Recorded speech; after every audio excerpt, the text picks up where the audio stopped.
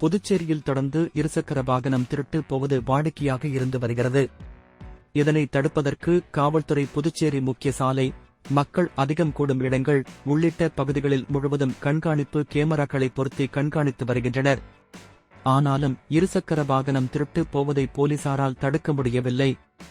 இந்த நிலையில் புதுச்சேரி கிழக்கு பகுதி குற்றப்பிரிவு போலீசார் பாரதி பூங்கா பகுதியில் ரோந்து பணியில் ஈடுபட்டிருந்தனர்.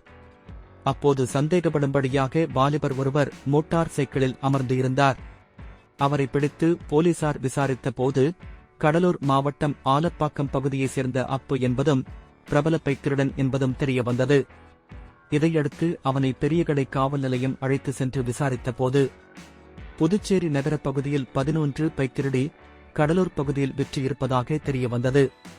பின்பு அவன் கொடுத்த தகவலின் பேரில் 6 லட்சம் மதிப்புள்ள 11 பைக்கை பெரிய கடை போலீசார் பறிமுதல் செய்தனர்.